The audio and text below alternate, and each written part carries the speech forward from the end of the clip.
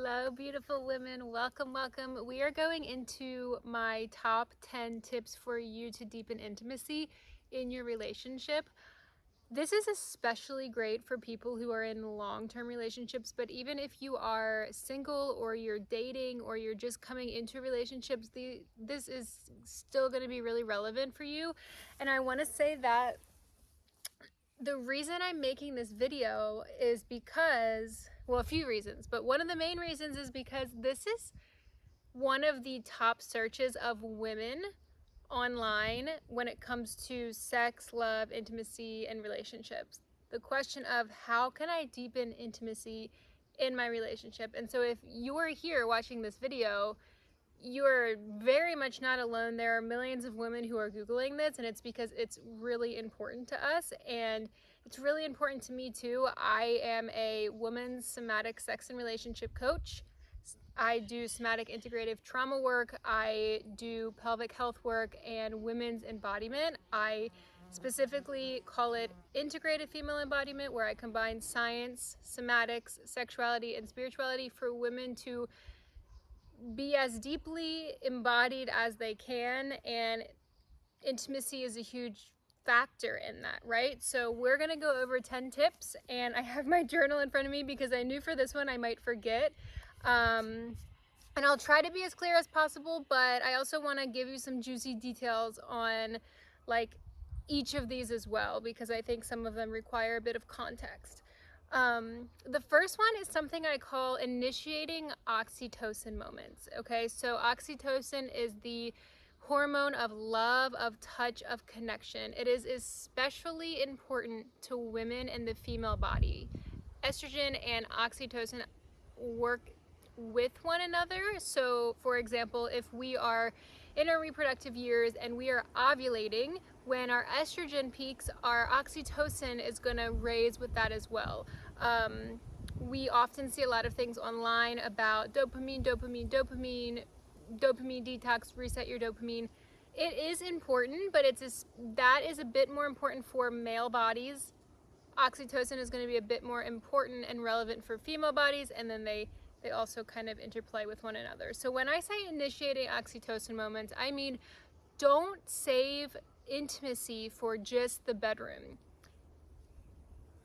I like to say let it melt like honey through your everyday life, right? Because if we save intimacy for just the bedroom, oftentimes we never get to it, especially if we are living a busy life, if we're working, if we're studying, if we're parents, and we're like, I'll save it till the end of the day, and then the end of the day comes and you're tired. So use it as nourishment, as fuel, as connection throughout the day. That can be a 5-minute cuddle break. It can be coming behind your partner and holding your hands and grabbing them as they cook. It can be being on the couch with one another for 5 minutes at the end of the day and touching each other's face and looking into each other's eyes and saying, how do you feel? How was your day? Tell me about it. I'm here. I'm listening, right? So initiating that. It can also be moments of like, I'm going to slap your butt, or I'm going to come up behind you and pull your hair. And yes, a lot of women like men to initiate this, but I am someone who is going to initiate just as much as the man in these oxytocin moments, and that's because a lot of men are very in their head, they're in their mission, and this isn't just, yes, this is speaking to like masculine and feminine teachings, but it's also speaking to the male versus female brain. I am often going to be the one who is going to be like, ooh, I'm feeling like I need touch. I'm feeling like mental isn't enough right now, and I need to bring in something else. And as I bring that in, I'm going to open it up to my partner as well, right? So don't wait for the initiation. Initiate those moments yourself. You are going to feel so much more filled up from that. The second thing is, this is actually a video that I could do for another topic on specifically the topic of being magnetizing, but I want to bring it in here as well, and that is being an open, curious, non-judgmental space for my partner to feel safe to freely be himself in. That means I am going to be a safe space to listen to his processes, to hear what he feels scared of, to to celebrate what he feels ashamed of, to encourage what he's not sure of, right? For that to happen, it means I have to be really empowered in myself as a woman so that I can hold the experience of my partner, and vice versa, right? And so for me to stay in this, because this requires a softness, I feel like I'm open to what you're bringing to me. I'm curious of what you're saying, and as you say that, I'm gonna not be judgmental. I'm gonna be celebratory. I'm gonna be understanding. I'm gonna ask questions and be here with you as you express yourself to me. That is intimacy, and that is very magnetizing too, I will tell you that. But again, this isn't what it takes. There are moments where I am not in a place for this. Like, I'm like feeling hard, I'm feeling tough, rough around the edges. It's like a difficult day, there's a lot on my mind, and maybe I'm not available for that. So then what would I do? I would tend to my own self and need and resourcing in that moment, to be able to do that. And of course, all of these things are vice versa too. And this is a great video to share with your partner if you're a woman, whether your partner's a woman or a man, doesn't really matter, so that you can bring these tips to them as well, so that they can be on the other end of it too. But the next thing is, this is foundational. This is absolutely foundational, and that's filling up your own cup. Somatically, we are beings that require connection. So there is a level of codependence that we all have on one another, and that's okay, and that's healthy. But there's also a part of us that can become very enmeshed and codependent in a way that feels unhealthy and feels heavy. And also that's when it starts to feel like passion lacks oftentimes as well. And so what I notice is like, and the other reason why we tend to do this is because we live in a culture that, monogamy is the only way, and that means our partner is somehow this replacement for God or source or the divine, and they need to be your best friend, and they need to be your passionate lover, and they need to be your safety, but also your excitement. They need to be the parent, they need to be the provider. Like, it's so many things. And inevitably there will be disappointment because it's just really unrealistic oftentimes. And so there are a lot of moments where maybe there's something happening in my life or with my partner, and yeah, I could bring it to them, but I'm like, is this something to bring to my partner, or is it something to bring to my female friends, to my sisters? Is it something to bring to my mom? Is it something to bring to my coach or my therapist? Is it something that I can go outside and just tell the trees and tell the river and pray about, having places to fill our own cup in a lot of different ways is going to be really important. Like, that means having your own passions, having your own hobbies, having friends that you can go to, even if, obviously family too, but if family is, some people don't have that as well, then having friends, having community, going to classes, learning on your own, developing on your own, and then being able to be this full cup and bring to another. That doesn't mean every single day, all the time. Inevitably, there will be moments where you are lacking emotionally, mentally, and they are a bit more full, and they can help you, and vice versa. But as a general rule, there's overflow when we come with full cups versus I need this, and it gets messy. The next thing is prioritizing novelty. If you've ever read the book by Esther Perel, Mating in Captivity, this talks about this brilliantly. But there is this sort of, and we see it in a lot of movies and romance novels and whatever. It's like the man that's safe and the provider, and then the man that's kind of the bad boy, but there's passion and there's like intrigue, and there's I shouldn't, but now I need to, and that builds desire. And so what happens sometimes in long-term relationship especially is that maybe you have settled down with this person that feels safe and a provider, but it's like, okay, all of a sudden, why is there less sex? Why is there less passion? So if we can find ways to bring novelty into relationships throughout time, then this is going to help to deepen not necessarily just intimacy, but like passion and excitement as well. And I also will say, and this is again great video for another for another video. But relationships naturally go through cycles. Everything is a reflection of nature, of the feminine, of life and death. And so the phases of a relationship that feel more passionate or feel more honeymoony versus they feel more like a power struggle versus they feel more like a lot of stillness, a lot of decay versus we're kind of building back up again. It tends to be cyclical. This is super normal, so it's okay to have moments where you feel less passionate, less turned on. And sometimes it's just a moment of letting that be. And in other ways, it's like, how can we initiate novelty? Whether that's, okay, once a week, we're gonna have a 2 to 3 hour sex date, intimacy date, where he brings an idea and I serve him that week, and I bring an idea, and vice versa, you know what I mean?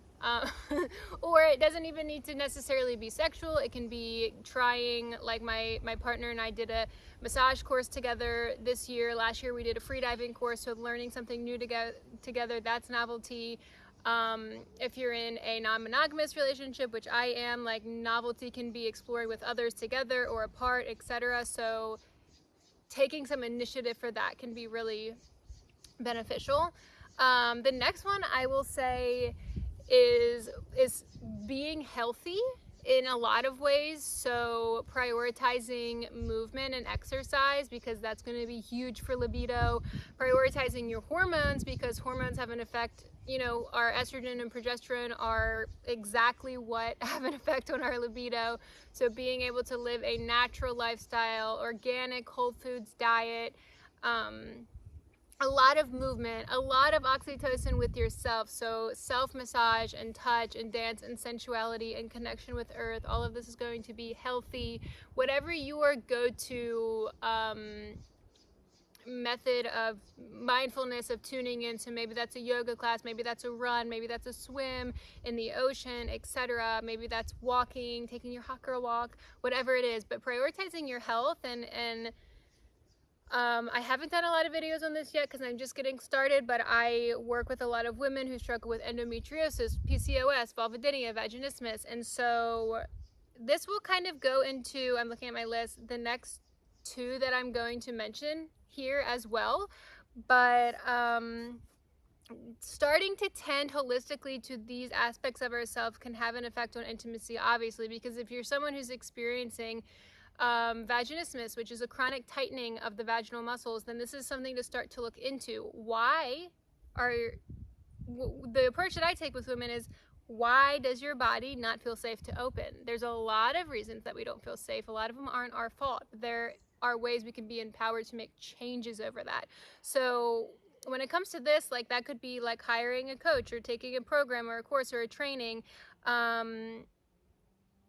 finding holistic or ceremonial methods that are going to help to tend to these, like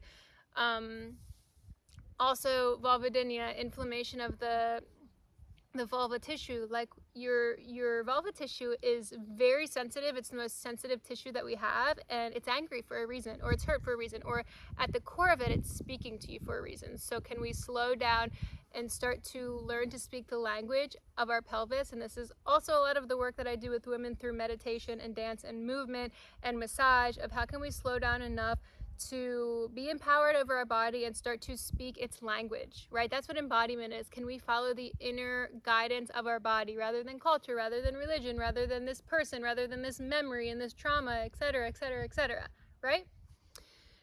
The next one is checking our conditioning, and I think this is just coming in because what I notice, I work with clients that are, and students that are monogamous and non-monogamous. And what I notice with a lot of monogamous couples is they get into relationships and they assume everybody does monogamy the same, and then they're very disappointed when their partner that they just got into a relation with hurts them based on, like, oh, well, he was following a model on Instagram and he liked her photo and he wasn't supposed to do that. And then I asked, did you tell him? Did you have an agreement? Well, no, he's just supposed to know. But nobody owes that to us. Nobody owes that to us ever. If you want to make those agreements in your relationship, that means it needs to be a conversation between you and your partner that's agreed upon. And if that hasn't happened, when somebody breaks that, it's a boundary that you haven't set. It's something you haven't communicated. It's a desire that you haven't spoken, and that's your responsibility. And so the check your conditioning is,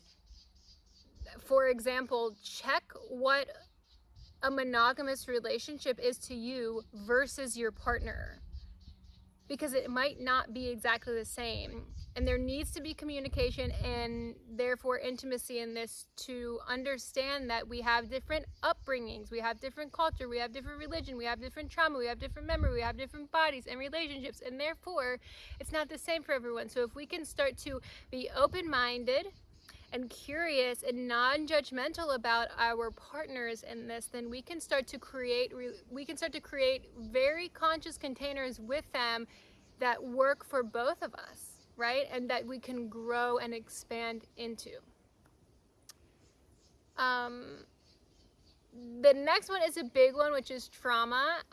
Special place in my heart, because for me, like, I think when you're somebody who has studied trauma and somatic trauma and the effects of trauma on the body, and there's so much of the time where like, students come to me or clients, or I'm just talking to a friend or a peer, and I'm hearing them and I'm like, it's the trauma, it's the trauma, it's the trauma. I love you so much, and that's exactly what it is.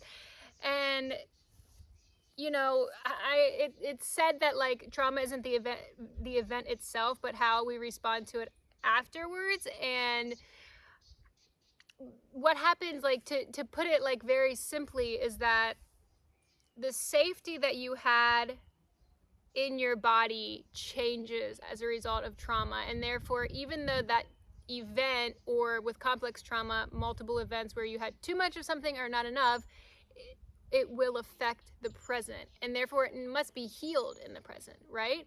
And so for so many of us who struggle with intimacy blocks, where it's like, oh my gosh, I have this beautiful partner and they're amazing, but somehow I can't relax into pleasure, somehow I can't get excited, somehow my libido is still down. Oftentimes this is what needs to be addressed, and that's why I am so passionate about somatic trauma approaches, because we are creating shifts in the body to relearn safety after trauma. And when we can relearn safety, that's going to have the biggest effect as women on intimacy and pleasure. Because especially with pleasure, especially with orgasm, it's totally dependent on our parasympathetic nervous system, right? What happens with trauma is oftentimes we struggle with that. We get stuck in freeze, we get stuck in fight or flight, and we want to be able to, through the body, find safety, to enter parasympathetic states, to feel more deeply intimate, to feel like our body can actually reach deeper states of pleasure and orgasm and connection as well.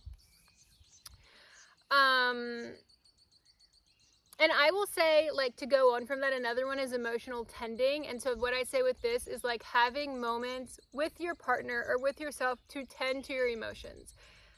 Emotions and feelings are different, by the way. So, like, emotions and feelings, emotion is, I feel happy. So then I would ask, how does the happiness feel?